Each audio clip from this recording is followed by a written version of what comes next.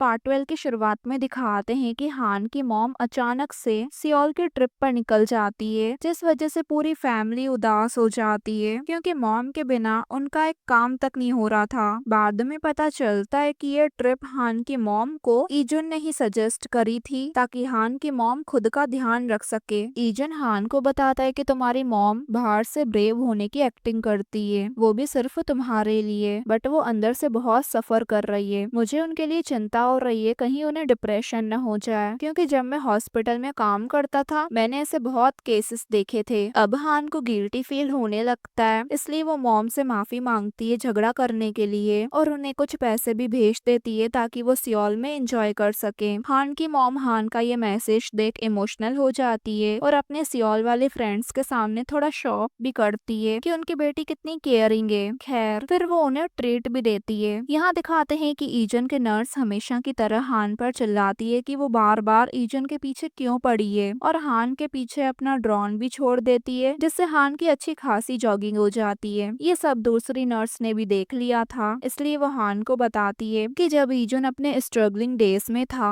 तब उस नर्स ने ही ईजन को हॉस्पिटल में अपने बेटे जैसा रखा था और वो उसका बहुत ख्याल रखती है। अगले दिन ईजन और हान दो औरतों को शादी की बातें करते हुए सुनते हैं। हान इस टाइम अपना चेकअप करवाने के लिए आई थी और बस जा ही रही थी। खैर दुल्हन की माँ ने हान की मॉम को शादी में नहीं बुलाया था क्योंकि उन्हें डर था कि हान भी शादी में आ जाएगी और वो दोनों औरतें हान को अनलकी कहने लगती हैं। ये सब बातें हान के दिल पर लगती है, लेकिन वहीं ईजन उन दोनों औरतों के पास आके कहता है कि ऐसा अंधविश्वास फैलाना बंद करें कि वो अनलकी है और अगर आगे से ऐसी बातें करनी ही है तो वो यहाँ नहीं आए। अब उन दोनों औरतों का तो मुंह ही बंद हो जाता है, लेकिन फिर दूसरी नर्स की वजह से पता चल जाता है कि हान ने सारी बातें सुन ली थी, जो कि ईजुन बिल्कुल भी नहीं चाहता था। अब ईजुन हान को फॉलो करते हुए देखे जा रहा होता है तो हान कहती है इसे घूरो मत, मैं ठीक हूँ। अच्छा है मैंने ही शादी आगे होके कैंसिल कर दी, वरना तो मैं अभी तक अपना मुंह भी दिखा नहीं पाती किसी को, और ऐसे लोगों की बातों से मुझे कोई फर्क नहीं पड़ता क्योंकि मैं इससे भी ज्यादा सुन चुकी हूँ। यहाँ योंजू सियोन की बातों के बारे में ही सोच रही होती है, तभी वो यंग की वाइफ से टकरा जाती है मार्केट में। बाद में उसकी सास भी वहाँ आ जाती है। अब यंग की वाइफ की सास उसे ताने मारने लगती है और सियोन को भी बेकार बोलती है, तो यंग की वाइफ से अपने भाई की बेइज्जती सहन नहीं होती क्योंकि उसने सियोन को अपने बच्चे जैसा पाला था, इसलिए वो तय करती है कि उसे अब एक यंग जॉब वाली लड़की से ही सियोन की शादी करनी है। ये सुनकर योंजू हर्ट होती है अंदर ही अंदर, क्योंकि ना वो यंग है और ना कोई जॉब करती है, इसलिए अब वो सियोन को अवॉइड करती है। मतलब वो उसके कॉल्स और मैसेजेस का रिप्लाई नहीं देती और बल्कि उसकी क्लास भी छोड़ देती है। इधर ईजन और हान एक मोबाइल क्लिनिक वैन देखने जा रहे होते हैं, तभी एक ट्रक बहुत स्पीड में उनके पीछे से आके उनके साइड से निकल जाता है और साथ ही उस ट्रक का बहुत सारा सामान भी ईजन की कार की तरफ गिरने लगता है, जिसे देखकर तो ईजन बहुत मुश्किल से अपनी कार को मोड़ता है क्योंकि सामने से दूसरी कार भी आ रही थी। खैर वो जैसे तैसे कार पर ब्रेक लगाता है और हान को भी बचा लेता है और वो ट्रक चला गया था। लेकिन इन सब चक्कर में ईजन के कंधे पर चोट आ जाती है। घर आकर हान ईजन की चिंता करते हुए उसके कंधे पर दवाई लगा रही होती है। तभी दोनों को एहसास होता है कि वो दोनों एक दूसरे के कुछ ज्यादा ही करीब हैं, तो दोनों ही शर्मा जाते हैं और हान बहाना बना के वहाँ से कुछ लेने के लिए चले जाती है। और यहाँ ईजन का दिल बहुत तेजी से धड़कने लगता है, तो वही हाल कुछ हान का भी था, लेकिन फिर वो सोचती है कि कहीं ये भी विड्रॉल सिम्टम्स तो नहीं। उसी रात ईजन बेचैन होने लगता है क्योंकि उसे शक है कि ट्रक उसका बाप चला रहा था और साथ ही पता चलता है कि पुलिस को अभी तक कोई क्लू नहीं मिला है। खैर फिर ईजन वॉक करने बाहर आ जाता है, तभी हान उससे मिलने आती है, लेकिन अचानक ईजन का बाप पीछे से आकर हान पर हमला कर देता है और इसी डरावने सपने को देखकर ईजन के नींद खुल जाती है और वो जल्दी से अपनी मेडिसिन लेने लगता है। या हान अपने माइंड को बिजी रखने के लिए ईजन की कार रिपेयर करने लगती है, तभी उसे उसकी कार में उस दिन का पार्किंग टिकट मिलता है जिस दिन जू की शादी थी। वो उसी वेन्यू कॉल करती है तो पता चलता है कि ईजन ने जानबूझकर न्यूलीवेड्स की कार ब्लॉक कर दी थी ताकि उनका हनीमून पर जाने का प्लान ही कैंसिल हो जाए। हान ये सब जानकर उदास हो जाती है कि उसे पहले कभी नहीं दिखा कि ईजन कैसे उसकी मदद करता रहा, लेकिन वो ये सोचकर भी उदास होती है कि ईजन को पहले से ही पता था कि हान ने जू से शादी नहीं तोड़ी, बल्कि जू ने हान पर चीट करा था। अब घर जाते वक्त उसे एक स्ट्रीट बार दिखता है और वो एक ड्रिंक लेने ही वाली वाली होती है कि तभी मॉम का उसे मैसेज मिलता है कि उसे ड्रिंक की नहीं अपनों की जरूरत है। तभी ये मैसेज देख हान इमोशनल हो जाती है और वो उस ड्रिंक को छोड़ देती है, मतलब नहीं पीती और गिफ्ट खरीद कर ही घर लौटती है। लेकिन जब घर पहुंचती है तो अपनी मॉम को ड्रिंक पीते हुए नशे की हालत में बेहाल पाती है और थोड़ा घबरा जाती है। यहाँ ईजन के घर दिखाते हैं कि नर्स ईजन के लिए खाना बनाकर लाई होती है, लेकिन तभी वो उसकी दवाइयों को देख लेती है और उदास हो जाती है कि ईजन फिर से दवाई लेने लगा है। तो ईजन एक्सेप्ट करता है कि उसे हान की फिक्र हो रही है क्योंकि वो उसे अभी भी बहुत पसंद करता है। और इसी मोमेंट पर ये पार्ट पूरा होता है गाइस।